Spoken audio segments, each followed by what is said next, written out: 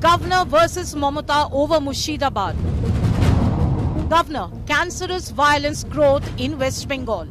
You know, two things which I consider as cancerous growth in the body politic of Bengal is violence and corruption. Didi objects, but governor heads to riot-hit area. Cops say mastermind Inzamul arrested. NCW, nhrc teams visit riot-hit areas. Bengal Waqf violence, top focus on 5 Live. So initially outsiders were blamed for the violence in Murshidabad. Now Inzamamul Haq is what we're being told has been arrested by the police. Now you have the governor who's visiting Malda and Murshidabad. You have a team of the National Human Rights Commission. They are visiting a National Women's Commission. Their team is visiting Malda and Murshidabad. They're talking to the violence hit victims in a lot of places. And this is where the Trinamool Congress has hit right back at the BJP, saying, why is it that all central teams are heading only towards Bengal? And that big battle is our top focus on 5 Live. I'm Gaurav Sawant. Let's get started with the headlines at 5. BJP's mega protest against the Gandhis in the National Herald case. Effigies burnt, water cannon used on protesters. Himachal Pradesh's cash-starved government places pro-Gandhi ads in newspapers. Opposition slams the move. Chief Minister justifies it.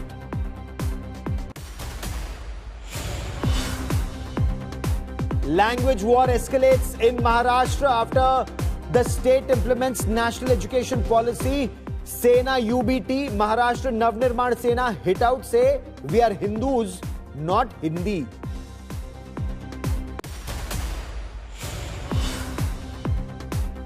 The gangster behind 14 attacks in Punjab held in the United States. Gangster terrorist Happy Singh arrested by the FBI in the US, wanted by the NIA, 5 lakh bounty on gangster Pasia.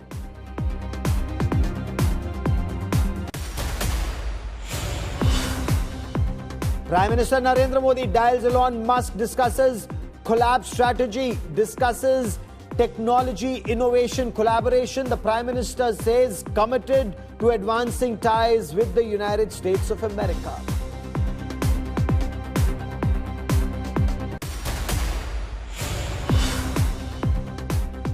US ultimatum on Russia-Ukraine peace deal, says we'll move in or move on if no progress made. Trump seeks clarity on feasibility of the minerals deal.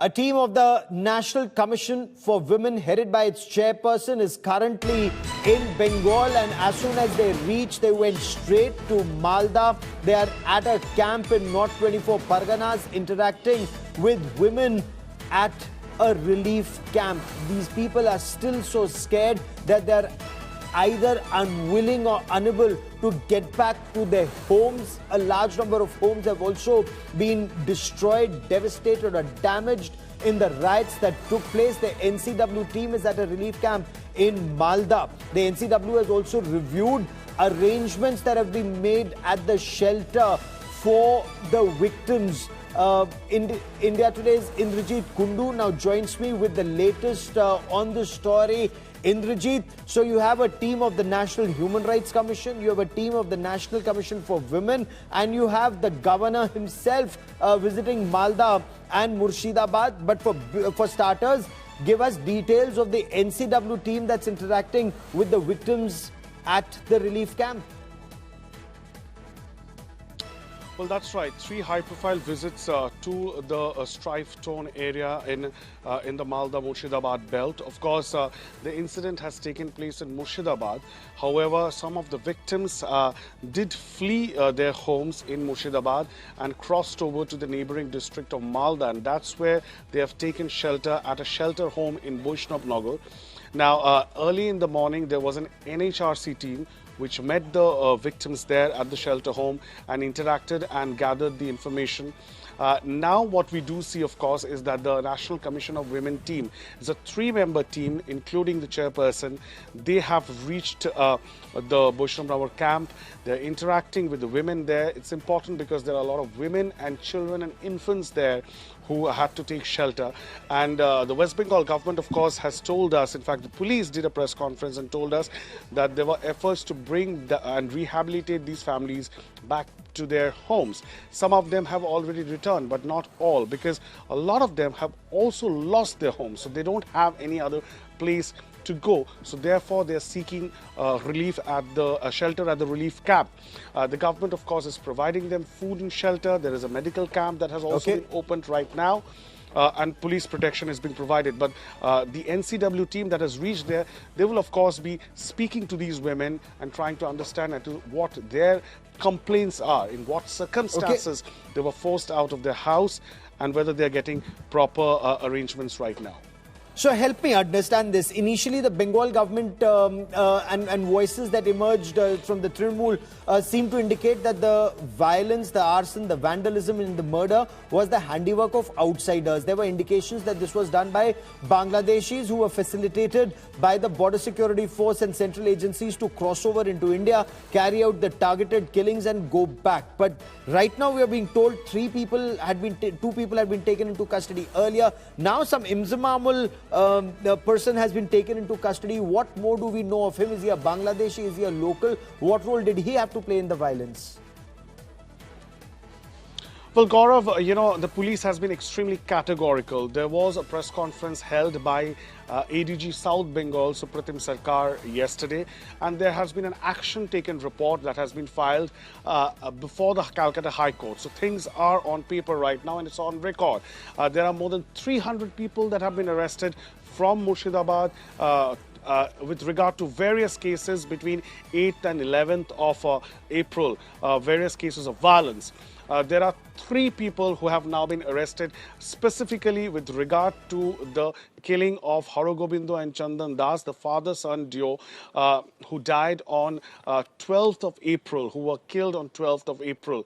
And, you know, as far as the police is concerned, they are probing various angles, but they have you know, most of these arrests that have been made, we are told, have been made from in and around that entire locality. So police is tight-lipped about the majority of the arrests, 300-odd arrests that have been made due to rioting. But the specific 3 you know, persons who have been arrested for the murder of 2 people, they are all locals, they are all from Murshidabad, but they were all arrested from either Birbhum, because they can easily sneak into Birbhum, or towards Jharkhand because of the border. A bordering area in Shamsherganj and Dhulia. Keep tracking that story. I will come back to you for more. It's not just the team of the NHRC or the National Commission for Women. Even the governor of West Bengal, he's in Malda right now. The governor made his visit despite a plea or a request by the Chief Minister not to visit this place right now. But CV Ananda Bose is reported to have said, I will go down on ground, assess the situation myself and then submit a report. We get you more about his visit to the ground, why the Chief Minister did not want it now, and his logic, especially about the cancer of corruption and violence that's hitting the body politic of the state.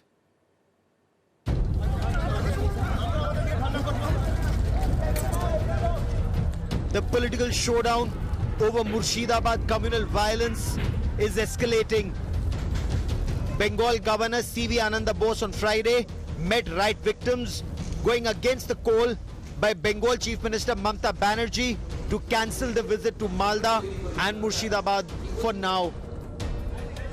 The governor, who took a train, condemned the riots and slammed the state government. 2 teams of the National Human Rights Commission and the National Commission for Women also visited the riot-hit areas. हमने तो उनकी चिंता तो उनके संरक्षण के लिए, सुरक्षा के लिए और सम्मान के लिए हमें तब तक चिंता करनी पड़ेगी जब तक ये सब कुछ पूरा नहीं होता है। तो स्वाभाविक रूप में इन सभी महिलाओं की हमें चिंता भी है।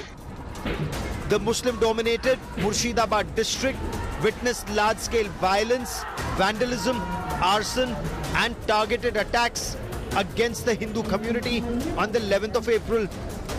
The violence started with protests against the Waqf Amendment Act.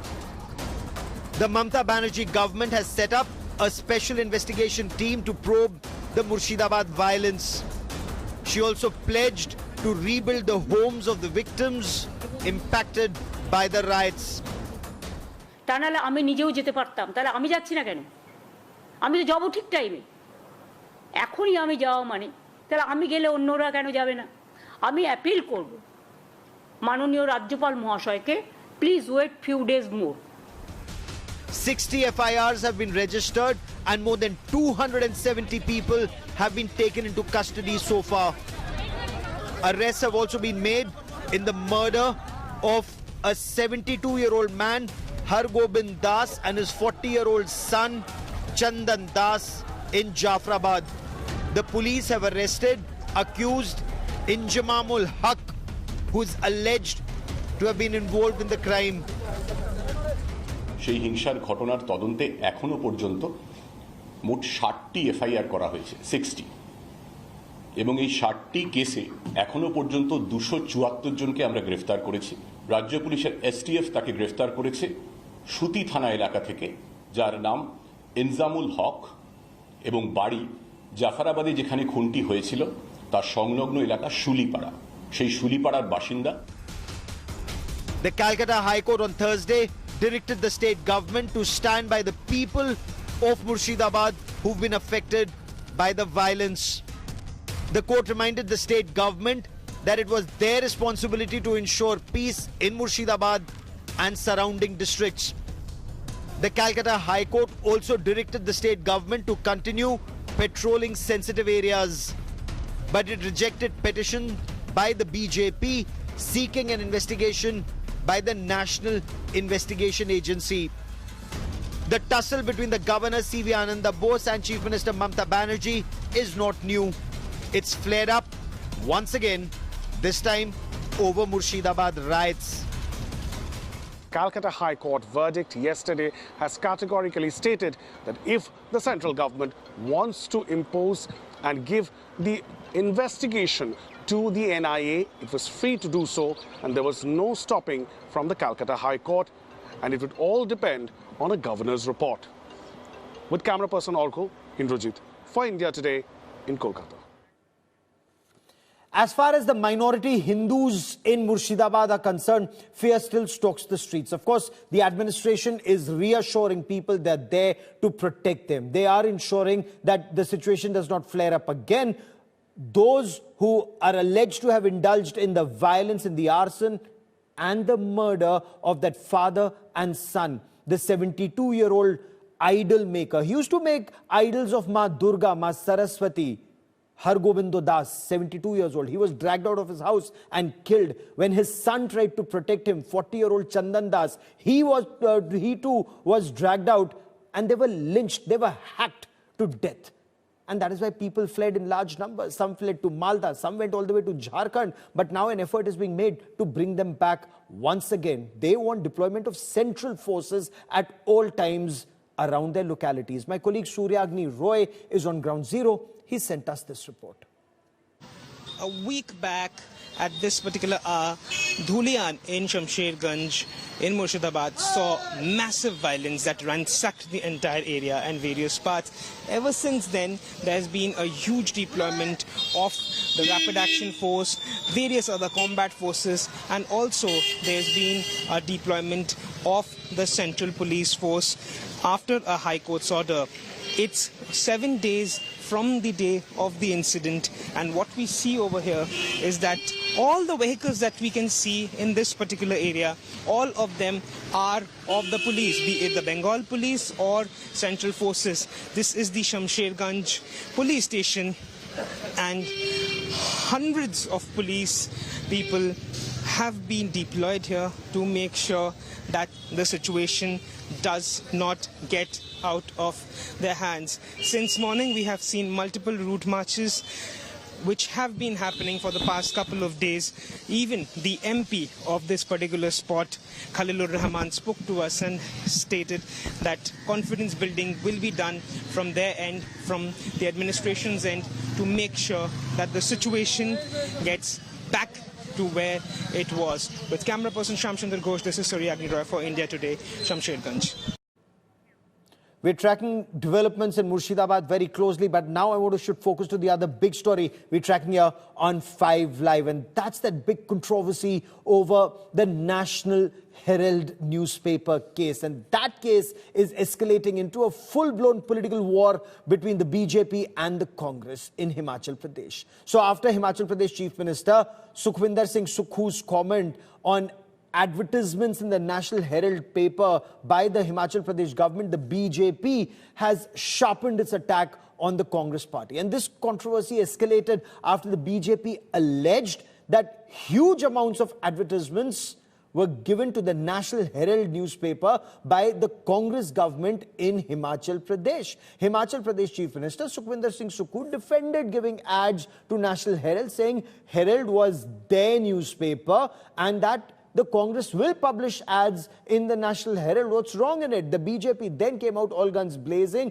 targeting not just the Himachal Pradesh Chief Minister, but also the Congress party leadership. They staged a protest against the Sukhu government in Chandigarh. The protesters burnt effigies of Congress leaders. The BJP launched a scathing attack on the Congress, alleging that Congress had turned National Herald newspaper and assets associated with it into the personal ATM of the Congress party leadership. The BJP slammed Sukhu, saying he'd approved ads for National Herald despite the state being in acute financial crisis. Meanwhile, protests and counter-protests were held across states in connection with the National Herald case.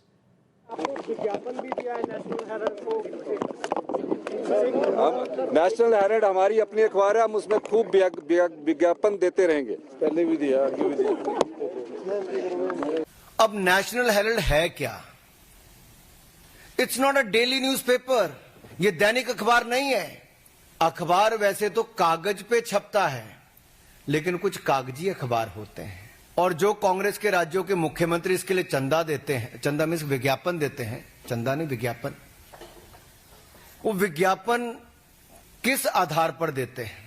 बड़े बड़े दैनिक समाचार पत्रों को जो नहीं मिलता, यानी कि उनको चवन्नी मिलती है, और नेशनल हेराल्ड को चांदी के सिक्के मिलते हैं। और वहीं पर प्रदेश के मुख्यमंत्री जिन्होंने बड़े बड़े वायदे किए थे, या कांग्रेस पार्टी ने, वो 10 गारंटियां आज तक पूरी नहीं हुई। ना महिलाओं को पैसे मिले, ना डीए की किश्त मिली, ना बाकियों को गोबर खरीदा गया, ना दूध खरीदा गया, जो दाम देने थे वो भी नहीं दिए। उसके लिए पैसा नहीं है, लेकिन नेशनल हेराल्ड को विज्ञापन देने के लिए पैसा है। जो नेशनल हेराल्ड के मामले में जो 2 करोड़ से ऊपर की जो एडवर्टीजमेंट दी गई है, एक कॉपी उनकी आती नहीं है हिमाचल प्रदेश, लेकिन उसके बावजूद भी दे दी। और मुख्यमंत्री कह रहे हैं कि मैं जो मर्जी करूं, हमारी सरकार है, हमारा अखबार है, हम इसको जितना मर्जी दें, ऐसा नहीं दे सकते। ये दान देने का अधिकार आपका नहीं है। ये हिमाचल प्रदेश के लोगों के जो है खून पसीने की कमाई है, टैक्स पेयर जो है का पैसा है, और उसको आप इस प्रकार से जो है एक परिवार को लुटाने के लिए नहीं दे सकते हैं। And I want to quickly cut across to my colleague Asim Bassi for more on this story. Asim, bring us details of the BJP's attack in a cash-starved state. Do we have details of how much ad was placed in the National Herald newspaper, when, and the Congress's defense? Well, it is that in the past 2 years, there's an education by the BJP that to the tune of around 2 crores, the advertisement to the National Herald was given.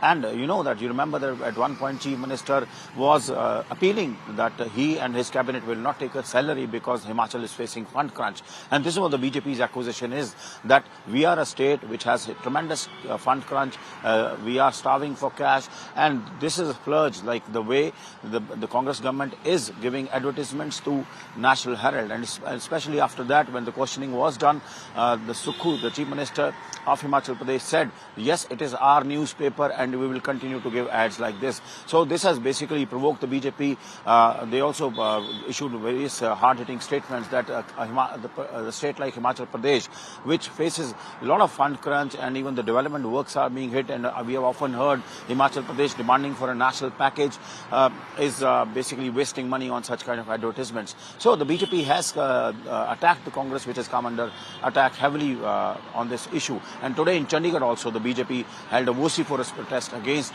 the Congress on the National Herald issue. Yeah. Keep tracking that story, Asim. I will come back to you for more on this. I want to shift focus to this big battle that's brewing between the legislature and the judiciary. Rajya Sabha chairperson and Vice President of India, Jagdeep Dhankar, had expressed very strong reservations about the Supreme Court setting a timeline for the President of India and for governors to give their assent on bills that were sent to them. Vice President Jagdeep Dhankar said that the Supreme Court cannot fire the nuclear missile of Article 142 on democratic forces, on India's democracy that had given them this, the Constitution had given them this nuclear missile. He pointed out that although the 3-judge bench is probing Justice Yashwant Verma's burnt cash case, such investigations fall in the domain of the executive and not the judiciary. He emphasized that the judiciary should not be conducting investigations. That's point one. He also said that he's also questioned the silence. He said people, there's an apprehension that they could lose faith in the judiciary. Vice President Dhankar argued that judiciary cannot dictate what the President of India should do or should not do. And his remarks come just days after the Supreme Court sought to fix timelines for the President and for governors to give their assent to bills pending with them. He criticized this so-called veto power that the Chief Justice and brother judges had, calling it a very dangerous precedent. Opposition, of course, hit out at Vice President Jagdeep Dhankar, calling his statement unethical, saying everyone is accountable and the Supreme Court's word is the last word. Now the nation waits with bated breath. The nation is restive because one of our institutions, to which people have looked up always with highest respect and deference, was put in the dock. It is now over a month. Even if it is can of worms, even if there are skeletons in the cupboard, time to blow up the can, time for its lid to go out, and time for the cupboard to collapse. Let the worms and skeletons be in public domain so that cleansing takes place. We have judges who will legislate, who will perform executive functions, who will act as super parliament, and absolutely have no accountability because law of the land does not apply to them. There is a directive to the President by a recent judgment.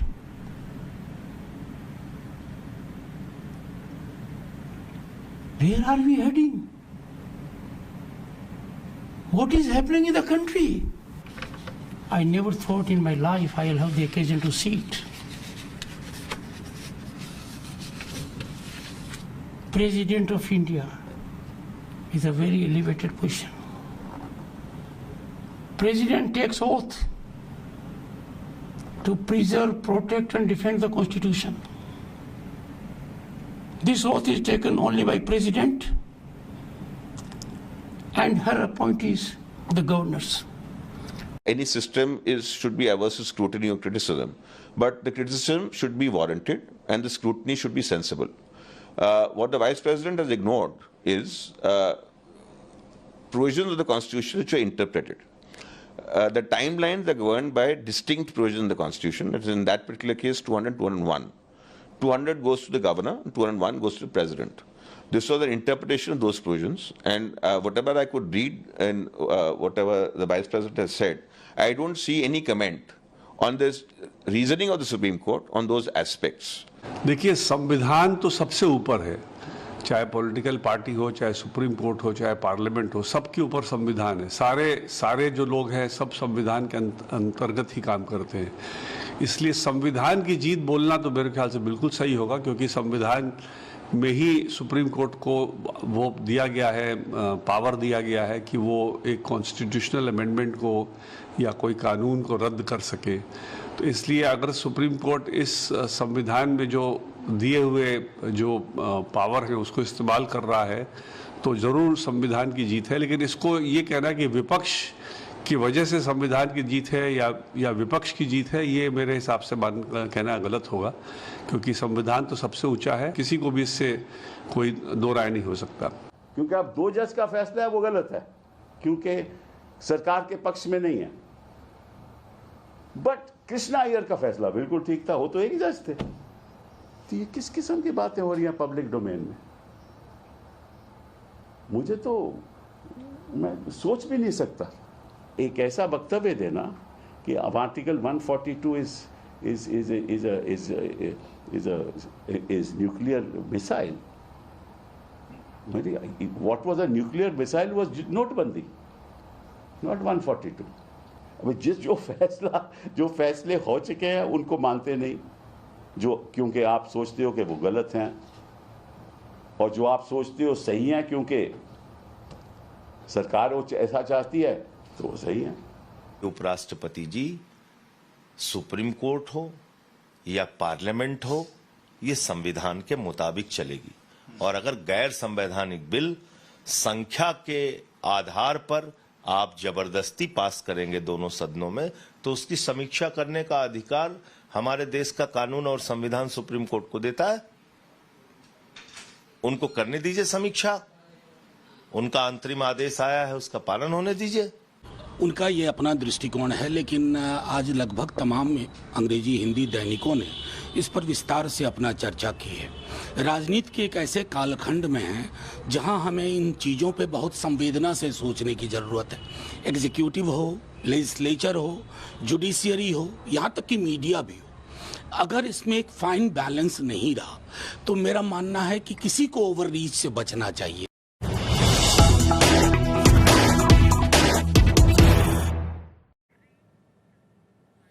Well, in Pakistan-occupied Jammu and Kashmir, there are leaders who are hitting out at the Pakistan Army Chief General Asim Munir. A leader in Pakistan-occupied Jammu and Kashmir is actually demanding freedom from Pakistan Army.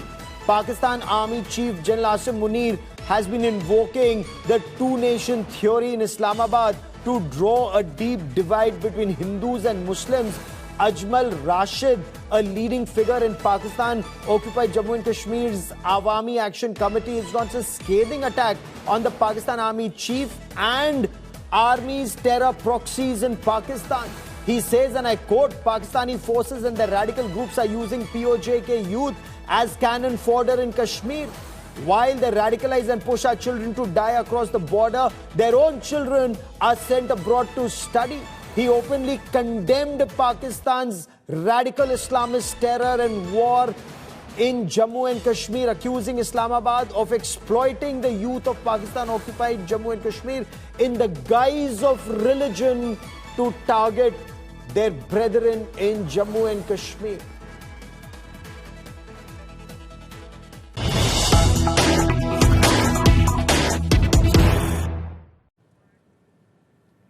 Bangladesh has sought an apology from Pakistan for atrocities before the 1971 war. Through 1971 and the birth of Bangladesh. Bangladesh has demanded $4.5 billion from Pakistan over pre-1971 assets and cyclone aid, money that Pakistan has not paid then East Pakistan and has been holding on to that money since 1971. This is a major setback for Pakistan that sought to tie up with Bangladesh to target India. But Pakistan's foreign minister, he is to visit Dhaka on the 27th and 28th of April. And incidentally, this would be the first visit of a Pakistani foreign minister to Bangladesh since 2012.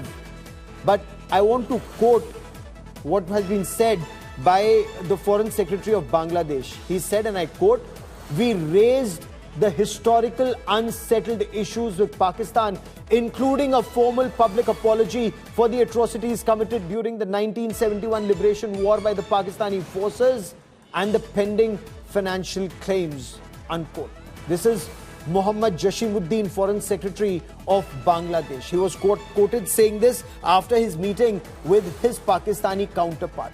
Bangladesh has also made it very clear it wants a formal apology and $4.5 billion that's pending payment. And these are issues that need to be resolved, says Bangladesh, for laying a solid foundation for the Pakistan-Bangladesh relations. But Pakistan has no money. Pakistan, that's begging for each $1 billion, can ill afford to pay Bangladesh $4.5 billion because neither Saudi Arabia nor UAE are willing to give any more zakat to Pakistan. China extracts its pound of flesh. It takes over one more part of Balochistan or Sindh or Pakistan-occupied Jammu and Kashmir for giving any money, and Pakistan can ill afford to repay. Pakistan's Deputy Prime Minister and Foreign Minister Ishaq Dar is scheduled to pay an official visit to Dhaka, and this would be, like I said, on the 27th and 28th of April. The first visit by a Pakistani Foreign Minister since 2012. So, this is Bangladesh. That's saying, fine, you want to be friends? First apologize for 1971 atrocities. What were the atrocities? And I'll just tell you, it's a shocking eye-opener when millions of women, Bangladeshi women or East Pakistani women, were gang raped by Pakistan Army soldiers as part of Operation Searchlight. They were raped because the West Pakistani said, these are dirty people, let's impregnate them so that the next generation that's born are strong, sturdy Pakistani men. This was the mindset of the Pakistan Army generals. But that mindset actually stays even now. The current Army Chief of Pakistan, General Asim Munir, many call him Maulana Asim Munir. Well, he said the two-nation theory. He's talked about the two-nation theory. We'll also get you how India's External Affairs Ministry has responded to what he said. Listen in to General Asim Munir and we'll get you India's response too. Pakistan की कहानी अपने बच्चों को जो है आपने जरूर सुनानी है ताकि वो पाकिस्तान की कहानी ना भूलें. Well, our forefathers, they thought that we are different from the Hindus in every possible aspect of life. Our religion is different. Our customs are different. Our traditions are different. Our thoughts are different. Our ambitions are different. That was the foundation of the two-nation theory that was laid there. That we are two nations. We are not one nation. So because of that, our forefathers, they struggled, mounted that incessant struggle to create this country. Our forefathers, they have sacrificed immensely, and we have sacrificed a lot for the creation of this country. And we know how to defend it. My dear brothers and sisters and sons and daughters, please don't forget the story of Pakistan. And don't forget to narrate the story of Pakistan to your next generation, so that their bond with Pakistan, it never weakens. Whether it is the third generation or the fourth generation or the fifth generation, they know that what Pakistan is for them. आज तक इंसानियत की तारीख में सिर्फ दो रियासतें हैं जो कलमे की बुनियाद पर बनी हैं. पहली जो थी उसका नाम है रियासत तैयबा, क्योंकि तैयबा जो है वो नबी करीम सल्लल्लाहु अलैहि वसल्लम ने उसको नाम दिया था. और जबकि कुरान में उसका नाम है यसरब, या अहले यसरबा ला मुकाम लकुम फरजिउ, ये कुरान में नाम है उसका, जो आज जिसको मदीना अल मुनव्वरा कहा जाता है. और दूसरी रियासत जो है वो उसके 1300 साल के बाद अल्लाह ताला ने ये आपकी बनाई है कलमे की बुनियाद के ऊपर. How can anything foreign be there in a jugular vein? This is a union territory of India. Its only relationship with Pakistan is the vacation of illegally occupied territories by that country. So what was Operation Searchlight all about? And for the benefit of this generation, you must know what Pakistan did to then East Pakistan or current Bangladesh. 3 million people were massacred by the Pakistan army. Between 2 lakh to 4 lakh women were gang raped. They were brutally raped by Pakistan army soldiers. There were reports of 1,70,000 abortions of raped women. 30,000 women died by suicide. 5,000 war babies were born. And these are statistics which India did not provide. This was a commission that investigated Pakistan Army's war crimes, and this was their report. There were 10 million refugees. Because when Pakistan Army's atrocities during Operation Searchlight in March of 1971 became unbearable, 10 million people came into Indian territory. 40 million Bangladeshis or Bengalis, then of East Pakistan, they were displaced. There were 942 killing fields that were found in Bangladesh. There were people, the East Pakistanis, the Bengalis, they would just be lined up and they would just be shot dead. And before they would be killed, they would be made to dig their graves and then they would be buried in the same graves. The survivors would be told, you bury the rest there. Lieutenant General Syed Atta Hasnain joins me on this special broadcast. He's a military historian. He's a former co-commander. Ambassador Veena Sikri is India's former High Commissioner to Bangladesh, joins us on this show. Arzu Kazmi is a journalist who joins us from Pakistan. And Ambassador Sikri, you were a High Commissioner in Bangladesh, and this was a very sore issue with people in Bangladesh. They wanted an apology from Pakistan. Now, when there's an establishment that's seen as very close to Jamaat-e-Islami or radical Islamists in Bangladesh and they demand an apology, is this perfunctory or are they serious about it? This is complete eyewash. Let me tell you, Gaurav, this is complete eyewash. You are very right. You have narrated the facts accurately about what happened in 1971. And it is also very true that for the last 54 years, this has been at the forefront of the demand of the people of Bangladesh, that they want apology from Pakistan. They want $4.3 billion in reparation. All that is absolutely true. But today, the Mohammed Yunus unconstitutional illegitimate regime is putting this as eyewash. They know that the people of Bangladesh will not accept a reordering of the relationship with Pakistan. They will not accept friendship with Pakistan unless these things are done. So they have put it on the table in the talks with the Foreign Secretary, and they will repeat it in the talks with the Deputy Prime Minister. But the end outcome is going to be, yes, we have made the demand, but we will continue to talk on that, and we will also continue to develop our good relations with Pakistan.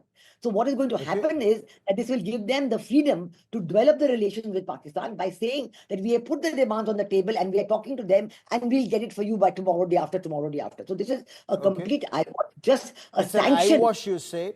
I want to bring in General Hasnain. General Hasnain, this generation in Bangladesh may not know, and especially if it's a generation that's being brought up on, which is feared by radical Islamists who now run that country. You also heard what Pakistan's army chief said, and we played that out. I'll come to that in just a moment. But what do you make of this? What were the atrocities and how grave were those atrocities that were carried out by West Pakistanis on then East Pakistanis, or as many say, by the Punjabis, the Pashtuns on that side, on the Bengalis this side?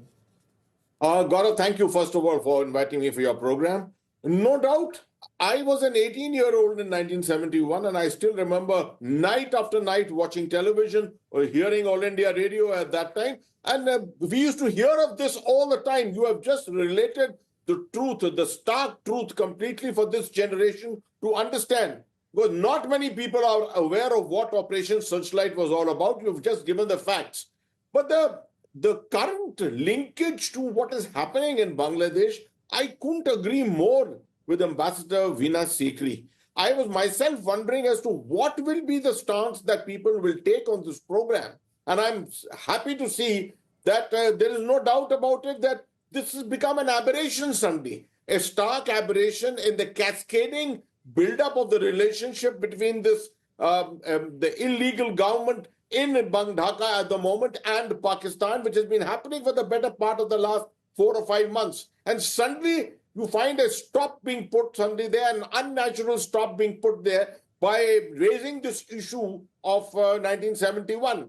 Obviously, as Ambassador Veena Sikri very correctly says, it seems to be that it's been put there as an eyewash, a red herring to take out the complete, allegations which are being put against the current government in Dhaka, that they are hand in glove with Pakistan, and the ISI's presence there is all about creating a third front against India. So obviously we'll have to wait and watch these events as we go along, but I entirely agree with Ambassador Veena Sikri. Okay, I want to bring in Arzu Kazmi. Arzu, are people in Pakistan aware of what the generals then who were leading Pakistan army, General Tika Khan, before he was called the butcher of Balochistan, was actually the butcher of Bengalis in Bangladesh, the massacre that had been carried out. Can you imagine, Arzu, 3 million people, 30 lakh log, 30 lakh people killed. Can you imagine between 2 lakh to 4 lakh women being raped, and by Muslim women, Hindu women here in Bangladesh or then East Pakistan being raped by people who came from West Pakistan? Can you even imagine that? 2 lakh to 4 lakh women being raped, 1,70,000 abortions after these rapes, 30,000 women who committed suicide because they were sex slaves, Arzu? Exactly, Gaurav, you are right, but unfortunately Pakistan will not accept it, and यहाँ पर कोई भी इस बात को ना तो मानेगा ना ही सॉरी बोलेगा, because I think 2 साल पहले मेरे शो में एक ब्रिगेडियर साहब आए थे और उनसे जब मैंने यही बात पूछी तो उन्होंने कहा कि वो इंडियन आर्मी थी जो पाकिस्तान के यूनिफॉर्म पहनकर ये सब कुछ कर रही थी, और मैं वो क्लिप आपको, वो शो आपको भेज सकती हूँ जिसमें उन्होंने ये बात की, और उसके बाद दोबारा वो मेरे शो में नहीं आए। उन्होंने यही कहा कि जो कुछ हुआ बांग्लादेश में, Indian army was responsible for that, not Pakistan army. तो वो पूरी तरीके से उन्होंने उस चीज को इग्नोर कर दिया, उसको रिजेक्ट कर दिया। तो आपको क्या लगता है कि यहाँ पे जो हिस्ट्री हम लोगों को, हमारी जनरेशन को पढ़ाई गई है, आपको लगता है कि वो सही है? हम लोग तो यही पढ़ते आए हैं कि हमने सारी जंगें जो है वो जीती थी और आप लोगों ने स्टार्ट की थी, और बांग्लादेश में जो भी हुआ उसके सारा रिस्पांसिबल भारत है और हमारी तरफ से कोई गलती नहीं हुई थी। तो I don't think anybody will accept this. Okay, Pakistan Army continues to do that, but for this generation, Ambassador Sikri, I want you to tell this generation what actually happened. Who was General Tika Khan? Who was General Yahya Khan? General A.A.K. Niazi, of course, a lot of people know because he was the one who surrendered, who signed that instrument of surrender on 16th of December 1971 to General Arora. But why was General Tika Khan known as the butcher of Bengalis in then East Pakistan, madam? Well, you know, the entire history of what happened in 1971 boils down to the West Pakistani distaste for the people of East Pakistan. A complete distaste, a complete abhorrence, a racist approach to the people of East Pakistan. And combined with that, they think they have racial superiority and intellectual superiority, and they don't want to give any rights. I'm saying this because the entire problem arose because in the 1970 elections, perhaps the only fair elections held in Pakistan in the last 75 plus years, that in those elections, it was Sheikh Mujibur Rahman who won an overwhelming majority, and he should have been the Prime Minister of Pakistan.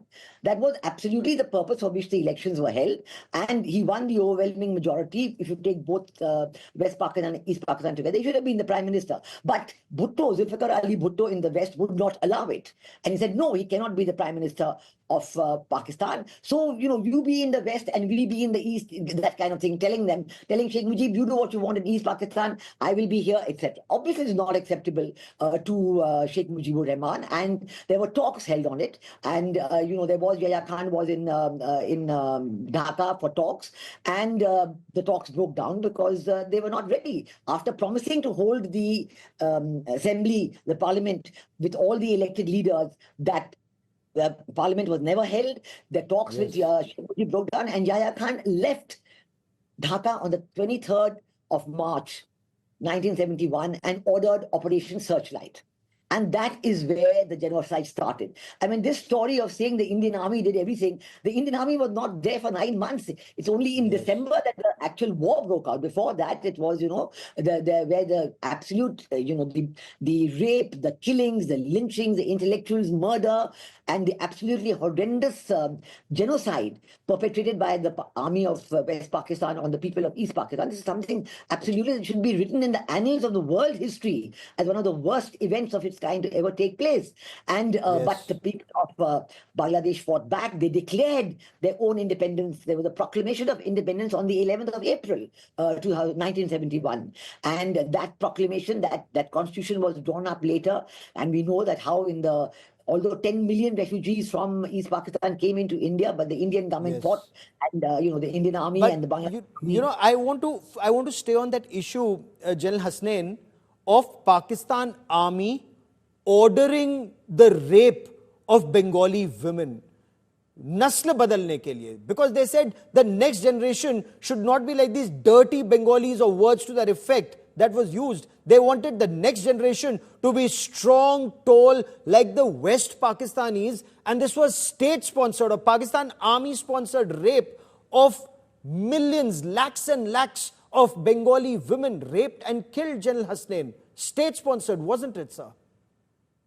See, Gaurav, I think today's generation, what they need to know and what they need to get reiterated to them is the aberration that was the Pakistani nation. Separated by 1,500 kilometers of Indian territory, a Bengali nation, Muslim so-called, joined together by the Islamic faith. Proven thereafter that there was no such thing as the linkage within Islam or within a religion. And it's the Western Pakistan, the West Pakistani elements who consider themselves superior, their language Urdu superior to Bengali, who wish to put it down to the Bengalis that they were an inferior people. And that is why the whole human rights, the entire human rights campaign started against the Bengalis to exterminate the intellectuals. The Operation Searchlight was not only about targeting women, not only about targeting others, but targeting the intellectuals of Bangladesh. And hundreds and thousands of them were killed. I want to congratulate Arzu ji. I was hearing her program also today, and she has given reference to the Hamidur Rahman Commission, which is necessary in Pakistan for people to know and understand. It's been put under wraps, and no one in Pakistan in current generation knows what actually happened. It's all there, given in the Hamidur Rahman report. Oh, absolutely. And Arzu, अगर पाकिस्तान में इसकी चर्चा होगी तो आप गिरफ्तार हो जाएंगी, आपके एसेट्स फ्रीज कर लिए जाएंगे, आपके पैसे बैंक पे बंद कर दिए जाएंगे, जेल में हो जाएंगे, या फिर पाकिस्तान की नई जनरेशन को यह सच्चाई पता चलेगी कि बांग्लादेश के लिए या ईस्ट पाकिस्तान के लिए यह कितना दर्द था। हालांकि अब उसी तरह के जमायत इस्लामी के लोग अब बांग्लादेश में भी राज कर रहे हैं, पाकिस्तान में भी आपके army chief two nation theory और मुस्लिम सुपीरियर रेस और हिंदू और ये वो इस तरह की बातें करते हैं। देखें गौरव, ऑलरेडी जो चीजें आप बता रहे हैं कि बैंक फ्रीज हो जाएगा या डॉक्यूमेंट्स फ्रीज हो जाएंगे, वो ऑलरेडी मेरे हो चुके हैं और एफआईआर भी इन्होंने ऑलरेडी लॉन्च कर दी है। लेकिन बाकी ये जरूर है कि जो नई जनरेशन है, हमारे बाद वाली जनरेशन भी जो है वो अब जान गई है सच्ची बात, तो उनको पता लग गई है और अब वो उसी चीज को फॉलो कर रहे हैं और इसीलिए परेशान है। इसीलिए बार बार टू नेशन थ्योरी की बात की जाती है, बार बार कश्मीर कश्मीर किया जाता है, जबकि हाल ये कि आप जानते हैं कि बलूचिस्तान में क्या हो रहा है और केपीके में क्या हो रहा है। तो ये एक्सेप्ट करें या ना करें, लेकिन जो नई जनरेशन आ रही है वो डेफिनेटली अब वो हमसे ज्यादा स्मार्ट है और उनको पहले से सब कुछ पता है। And this new generation, because, Pakistan army, like a leopard, cannot change its spots, Ambassador Sikri, considering General Tikka Khan carried out that same brutal rape, murder, mayhem in then East Pakistan, and they did exactly the same in Balochistan just a couple of years later, 1973 onwards. So the butcher of Bengalis became the butcher of Balochistan, madam, and that continues till date under Asim Munir.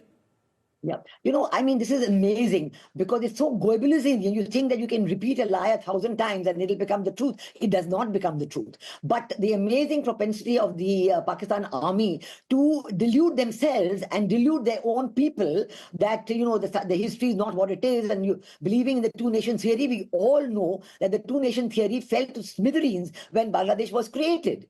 And now they are trying to re-establish it because the people who have done the regime change in Bangladesh, they are the ones who were the losers in 1971. The Pakistan army was the loser, the Jamaat-e-Islami was the loser, the Radhakars were the loser, and they think that now in August 2024, they have now won, and now they're trying to obliterate the memory of 1971 and teach something else to their children. But as our very distinguished panelist from Pakistan is correctly saying, the younger generation is too smart to be fooled.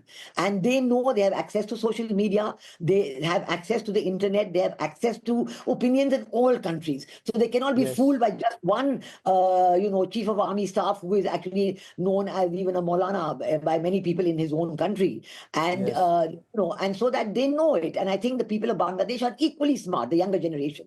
And they know it. They will not be fooled by what the Yunus regime and his foreign affairs advisor and others are trying to do with Pakistan. On India Today, we'll be putting out those details of Operation Searchlight. But go on, madam, complete your point, please. Please go ahead. Yeah, I was just saying that Pakistan is all set.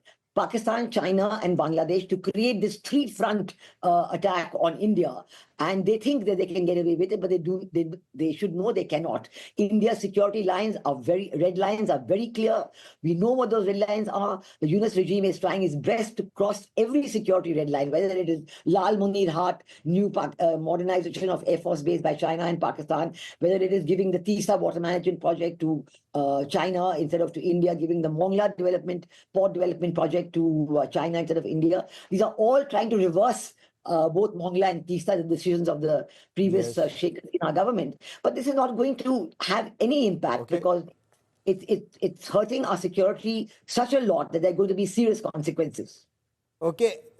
General Hasnain, what do you make of what General Asim Munir said about the two-nation theory, about Kashmir being their Shehrag or their jugular vein, and India's response? Why does he sound very, very desperate given how popular Imran Khan, despite being in jail, is, how youngsters are against him, and how overseas Pakistanis have been targeting General Asim Munir's regime? See, Gaurav, General Munir, the way he has spoken, his body language itself, and the reception and response which the audience has actually given him, all goes to show that the confidence of the Pakistani nation is at its lowest ebb at the moment. It's breaking up virtually. Its economy is in shambles completely. There are terror attacks in the west. There are terror attacks from the PLA in Balochistan. There is the streets have been taken over by radical elements everywhere. This is the kind of message which Munir is sending out, that despite all this, Pakistan continues to remain the other state almost as if it is a replica of the state created by the Prophet in Medina way back in the 7th century AD. I think this could be the biggest aberration, the biggest sacrilege, and he should be taken to task by a lot of people in the clergy. Because Pakistan, comparing Pakistan as a state which is parallel and something equivalent to the state created in Medina by the Holy Prophet, I think to my mind is the ultimate disgrace you can bring to Islam anywhere. Because Pakistan, you know what it is. It's a state which respects nothing. There is no state existent as such. There is terror everywhere, and it's a state which is completely breaking up. He is attempting to try and appeal to the Kashmiris. On this line, he's trying to appeal to the Kashmiris to think of looking at Pakistan. Imagine that kind of a state which India has created, and how Kashmir is joined with Pakistan, with India. Yeah, that's a very, very pertinent point he's making, that he's insulting Islam by calling Pakistan or comparing Pakistan to Riyasat-e-Madina. Of course, Imran Khan did the same. It landed him in jail. And Arzu, I want to understand from you. Riyasat-e-Madina is what Imran Khan also wanted to make Pakistan. He ended up in jail. Asim Munir is also now using the same line. So both resorting to religion as a very desperate measure. लेकिन दोनों के बीच तो 36 का आंकड़ा है. दोनों तो एक दूसरे के जानी दुश्मन है. पाकिस्तान में एक मयान में दो तलवार नहीं रह सकते, या आसिम मुनीर या इमरान खान. क्या ये सच है और दोनों में से एक ही रहेगा? दोनों एक दूसरे के गले को पकड़ रहे हैं इस समय. लग तो ऐसे ही रहा है कि इस वक्त जो है वो आर्मी और इमरान खान के बीच में बिल्कुल बात नहीं बन पा रही है, लेकिन यहाँ पर कुछ भी हो सकता है. यू नेवर नो कि किस वक्त इमरान खान इनकी कौन सी बात मान जाए या ये इमरान खान की कौन सी बात मान जाए. लेकिन कहने वाले तो ये कहते हैं कि इस वक्त आर्मी जो है वो इमरान खान से एनआरओ मांग रही है, मगर ये कहाँ तक सही है ये नहीं पता. लेकिन ये जरूर है कि इस वक्त दोनों मुश्किल में है, बहुत मुश्किल में है, और दोनों में से एक ही पाकिस्तान में रह सकता है. तो या तो आसिम मुनीर के दिन खत्म होने वाले हैं या इमरान खान के. ऐसा असेसमेंट जो एनालिस्ट स्थिति को देखते हैं उनका आकलन है. But this is a story that Bangladesh must know. This generation of Bangladesh must know what happened with their mothers and their grandmothers and their great-grandmothers at the hands of Pakistanis. So when Muhammad Yunus ties up with the Pakistanis, he's putting their future generation exactly down the same path that they once have already been, and I'm sure the end will not be very good for them. And we'll be tracking that story very, very closely, as good neighbors should. To all my guests, many thanks for joining me. Ambassador Sikri, General Hasnain and Arzu Kazmi, thank you for joining me on this India Today special.